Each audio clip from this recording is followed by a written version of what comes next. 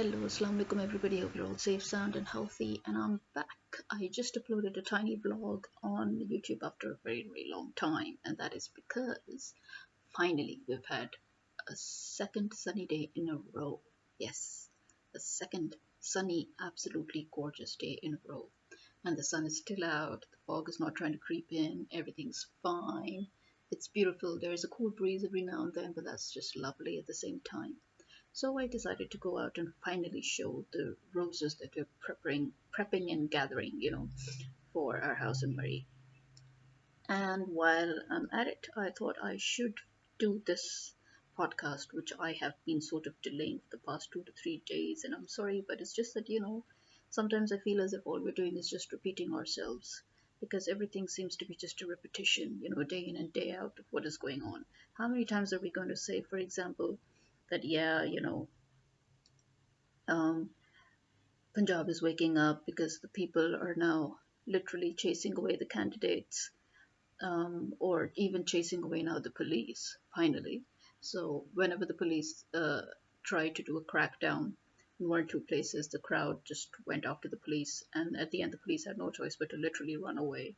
So, there was that. But again, I guess today the podcast would be more on why I still feel that one needs to prepare to boycott the elections, because I may be one of the 2% of the total population that believes in boycott, in the boycott, you can say. But I'll tell you why, okay? Because I know people are going to say that, it makes no sense. The 86% that is waiting for the elections, they will probably say it makes that we really need to go through it. And, they will probably say that, look, things are getting better because the senior most judges of the Supreme Court, they have um, remarked on the blatant bias and on the unfairness of the whole process. They have literally um, yelled blue murder about it and the blatant disregard for the law. And so, we have Sanam Javed, who is finally allowed to participate in the elections, so she will be contesting, um, you know, opposing Maryam Nawaz in Lahore. And then Pervez Elahi also finally, it seems that the Supreme Court has said that he's allowed and to participate as a candidate. So in Islamabad, PTI workers are openly rallying despite the police crackdowns, and they're being very lively. They're displaying their power literally in Punjab because there are these fake surveys going on. They're saying that Nawaz Sharif's popularity has gone up in Punjab, which is absolutely fake. As I said, it's false. And PTI just proved it by its first ever proper on the ground rally, physical rally, in which it displayed a huge um, power show. So there is that. Um, if you compare the humongous crowds after a long time coming out like that for a rally, then yes. And, we also have Bilawal Bhutto who is literally begging the PTI supporters as well as the independent candidates who were originally PTI candidates or loyalists, to collaborate with him, to join him. But that has just put people off even more because obviously Imran Khan has totally refused it in any way. So we have that. And then, um, by the way, the rally that I'm talking about, the power show one, that is the one that recently occurred on the 24th of this month. Today is the 27th. This was in Kot Adu, which is basically southern Punjab on the southern side. So, um, I mean, contrary to Bilawal Bhutto and Maryam Nawaz, whose rally is basically composed of speaking to an audience of flags and ROs and government officials, this is actually the public that was out. And so, people are so now going to take all these things, interview and say that, why should we boycott the elections, my first question will be the same question that I've been asking, and actually which I've been answering before myself as well. Um, Consider the fact that the elections are actually being prepared for after 2 years of delay. Consider the fact that the elections are being okayed by the same people who have been dragging it on. What does it mean? It means that they are ready.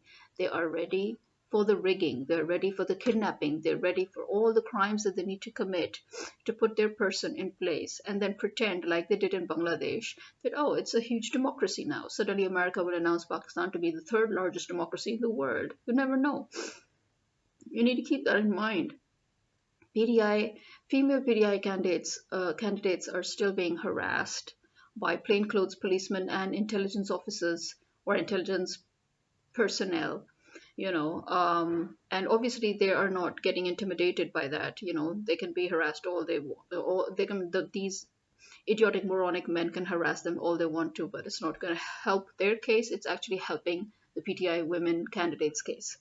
So nobody cares about that. Nobody's going to stop them from, I mean, this is not going to stop them from going out and campaigning. But yes, there are many PDI candidates who are not campaigning because they're sitting at home in fear. They need to get out or they will lose their tickets, they'll lose their votes. Yes, Imran Khan is, people may say that, he is taking steps to ensure lesser damage in the future, from candidates backstabbing him in the back. But we all know, and so does he, that it can still occur. These are Pakistanis we're talking about after all. And then, um, but that is, I do believe it's not that I'm saying that we need to boycott the elections at all cost. I feel that if you really, really want these elections, then we also, as the public, we need to ensure that we take concrete steps to ensure that we get the elections that we want. You understand? If we're just waiting for the elections and leaving everything up to God as always, and waiting for a miracle and saying, oh no, things will go okay because we're doing our bit. No, doing your bit is not enough. Right now, nothing is not enough. We need to go larger, we need to go bigger, we need to go concrete. Okay, we need to make it impossible for them to rig the elections. Otherwise, like last time when we thought that we got the one person that we elected for, but we were all aware of the fact that he failed to get his two-thirds majority simply because of the rigging that was done by the army, right? So at the end of the day, the army still tampered with the elections. So even though Imran Khan became prime minister, but he was actually in a stranglehold, and he was basically set up to fall, if you know what I mean. And people knew that he was set up to fall, and he knew that this could happen to him. And he had once said in an interview of his that if this happened, he would not take the seat.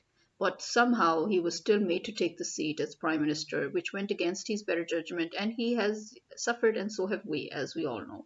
So again, I would say, if again such a thing occurs, once again we will have an unstable government, because once again they will have his ankles, or the government's ankles, in their hands, and they can topple it again, like they've done in Egypt, like they've done in other countries, and they will do it again and again. So they've done it in Egypt once, they've done it here in Pakistan again once, but then they can do it again. So we need to ensure that such a thing does not happen. That is my point. Otherwise, we need to boycott the elections, because the same drama, the same charade, which will lead to further instability, further problems, which we really cannot afford. This is also something I've been saying for a long time. We have reached the stage we just cannot afford it anymore. And the world knows it, which is why the world is shoving us towards that point. So this hodgepodge half-baked election, no, we cannot afford that. We cannot have that. We need to see to it that it does not happen.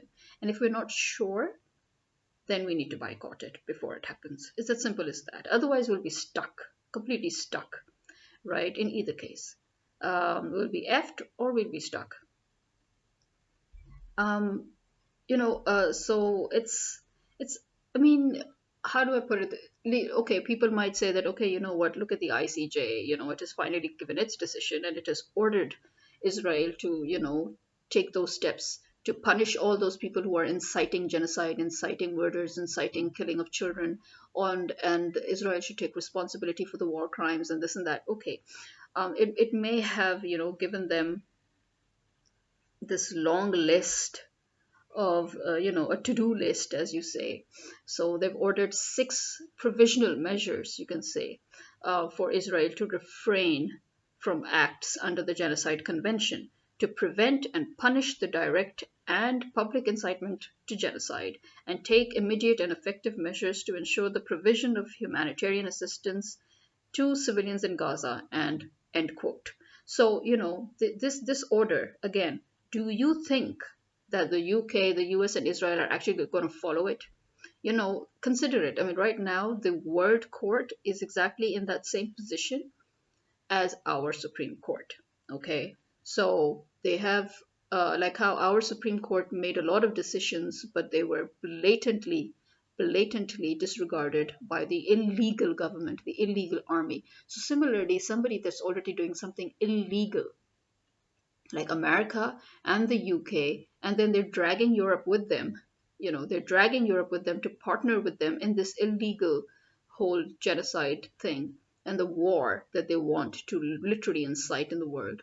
And you've got Israel as well, that has been going against the international law for like 70 years at least. So do you think they will listen to the World Court? Or do you think that they will say blah to the court and go in contempt? And what do you think will happen if they go in contempt? Do you think that the world that has just been verbally telling them to stop, do you think that the world will actually have the guts, the actual courage to get off of their butts, send their armies, and physically stop Israel? Because that is what they should have done, and nobody's done it yet. The United Nations, at least, just even now, just to ensure that the ICJ's decision is upheld, they should have sent the United Nations peace troops in Palestine by now. That fake news that Egypt is, not allowing aid to go through is all wrong. In fact, all the aid is going through Egypt. Okay, and now it is Israel again, the Israelis that are stopping the aid from entering Gaza once again. So, let's just think of that.